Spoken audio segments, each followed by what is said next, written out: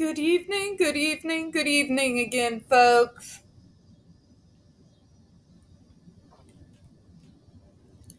Welcome to this evening's second throat mode of spilling tea. I'm your host, Tiffany Daniels, and we are going to that horrible world known as the JRC. But first, if my voice is a little weird, I apologize. I'm getting bad allergies this evening. And through the disclaimers, shall we? In the description box, you're going to find a link to the article that the Judge Rotenberg Educational Center doesn't want you to read. It's written by NeuroClastic, a small non-for-profit started by autistics for autistics, wherein they interviewed and surveyed over 900 ABA professionals in regards to the JRC's so-called behavior modification program. Matter of fact, the JRC doesn't want you to read this article so much, they've threatened NeuroClastic with a defamation lawsuit if they did not remove it from the website. NeuroClastic has refused, so you know the drill. Please read the article and share it on all your social media. Also included in there is NeuroClastic's public statement in regards to the defamation lawsuit threat, as well as a link to their GoFundMe. We are crowdfunding in case the JRC actually sees through with their threat. Also included in there, the Ozarks' first article in regards to the Agape boarding school, now known as Stone for Help boarding school situation, a so-called Christian-themed boarding school based out of Stockton, Missouri that takes in so-called troubled male teens that has and pending over 21 civil lawsuits, claims, and allegations leveled against it, all which have been substantiated by the Missouri Department of Social Services, and they include the following: sodomy, rape, sexual assault, child abuse, psychological and emotional abuse, child trafficking, starvation, and that's just for starters. Excuse me. You have one former staff member arrested by the FBI, another a doctor still on the premises with full access to the boys up on multiple, again, substantiated claims of sodomy, rape, and sexual assault of the boys there.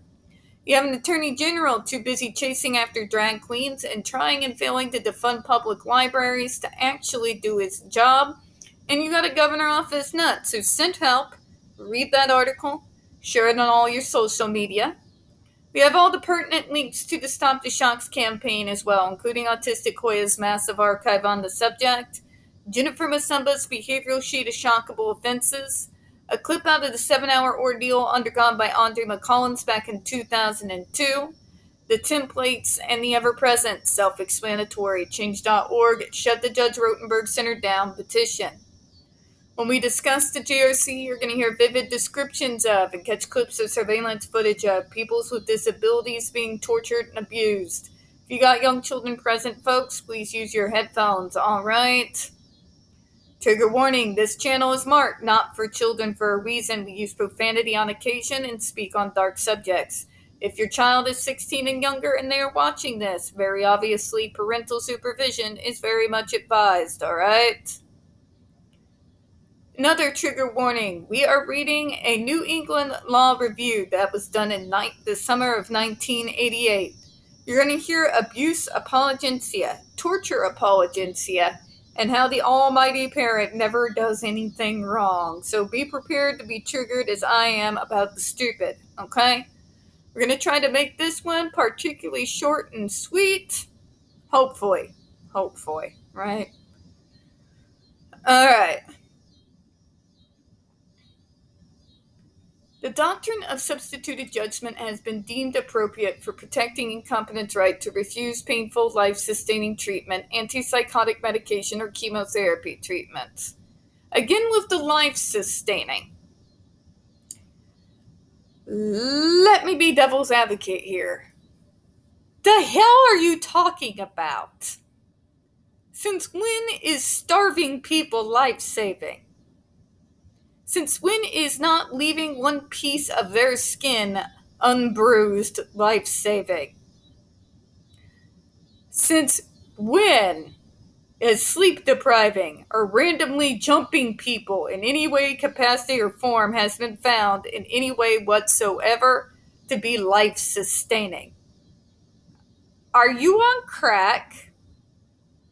I know this is from the 80s here, but even here, it sounds ridiculous. And folks, when something sounds ridiculous, it's ridiculous. Okay? It's stupid. How on earth they keep getting people to believe somehow that torturing autistic and otherwise neurodevelopmental and neurodivergent folk is somehow life-sustaining needs their head examined. Okay? Because it doesn't make sense even on the face of it.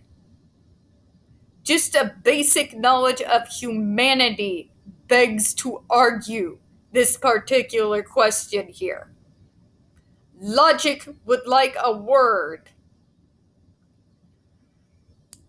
Other substituted judgment orders have been issued to force submission of hemodialysis on a competent person and chemotherapy treatments for a minor over parental objections.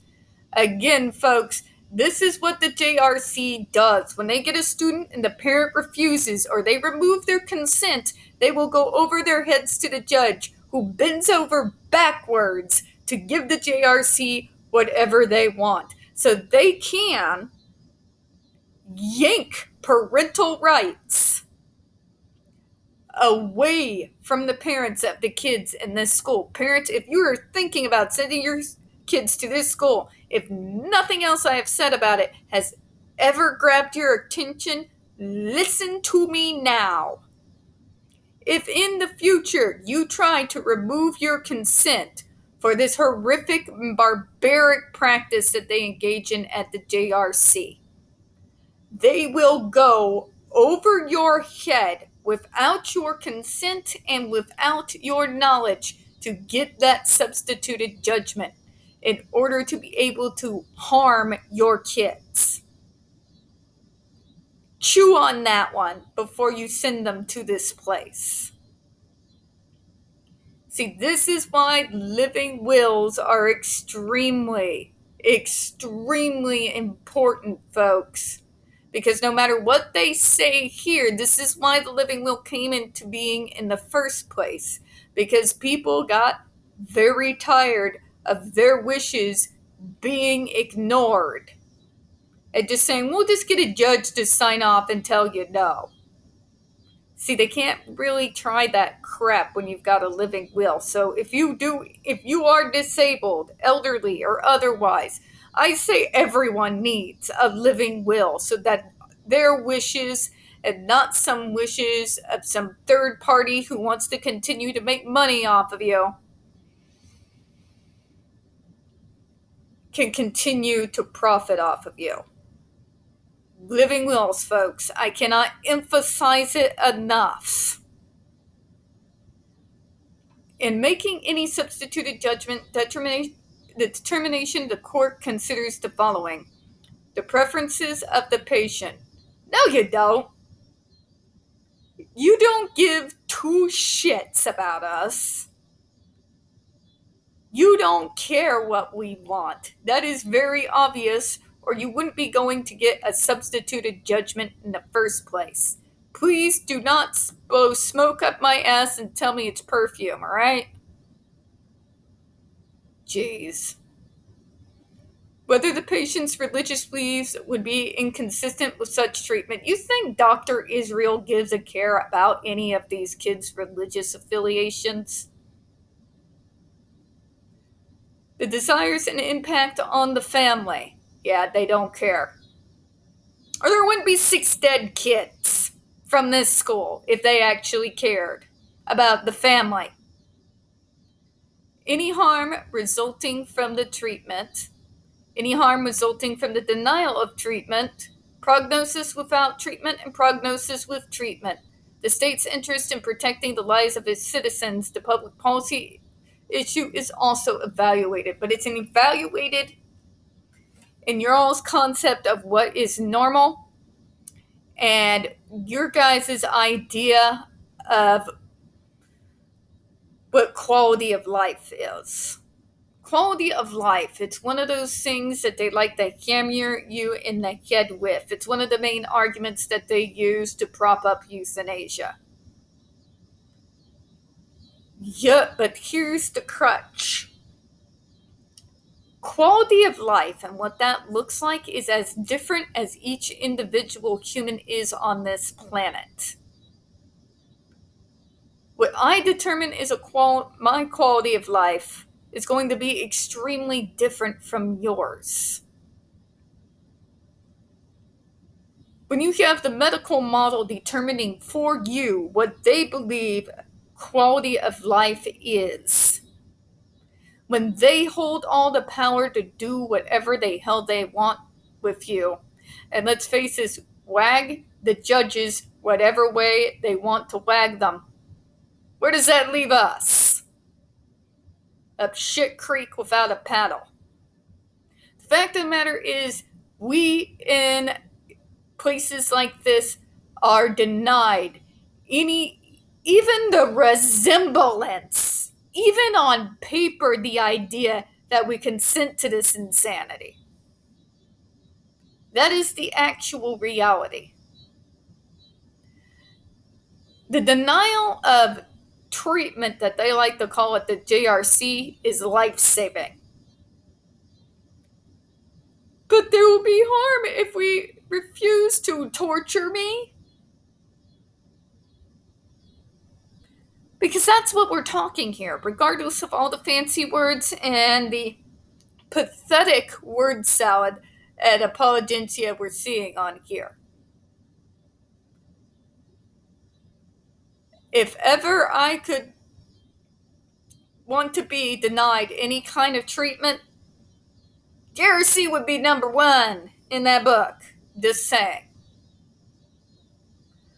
So what we are seeing here is an individual who's so in love with archaic laws that they refuse to see their downfalls. Who believes with their whole chest that I, as a disabled person, do not have the right to make my own determination as to what my quality of life is, or make decisions in regards to my own medical care. This is actually a fight that, God, millions of disabled people have had for decades upon decades upon decades. Many of us fear someone coming in and slapping a guardianship on us and removing any and all rights from us to make our own medical or otherwise life choices. And in spite of what the medical model tries to tell you all, a good majority of the time, it is not in our own best interests. And in spite of what the media and everyone else tries to tell you, we are very well aware of what actually is in our own interests. And we're going to close on that, folks. We don't get very many views on this channel. The few that we do tend to get removed from time to time. So please don't forget to hit the like button, hit subscribe, and don't forget to hit the comments. I do appreciate your time this evening. And as always, folks, we here at Spilling Tea do hope you have a good one. Bye-bye, everyone.